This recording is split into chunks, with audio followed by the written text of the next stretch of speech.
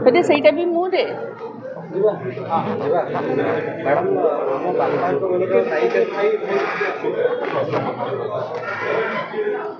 बापा भी स्टार्ट कले हाँ आम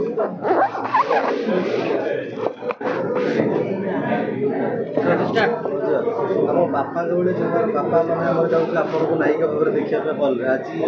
पिला मान समय आप पुणी नायिका ही बढ़िया बढ़िया प्रश्न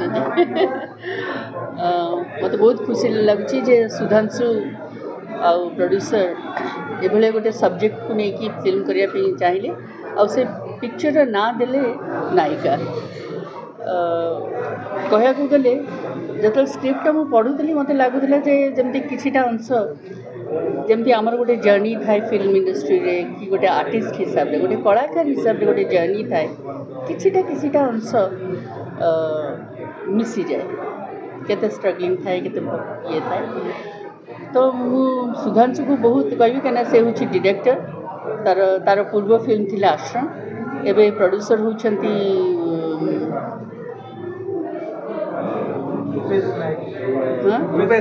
हाँ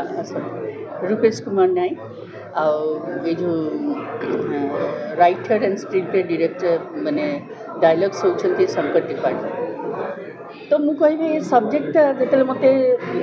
शुणेले सुधांशु मत बहुत भल लगे कि यहाँ सहज नुहे कहीं गोटे बहुत डिफिकल्ट सब्जेक्ट आ मोर जो चरित्रटा ये गोटे डिफिकल्ट अच्छे तो मत खुशी लगुच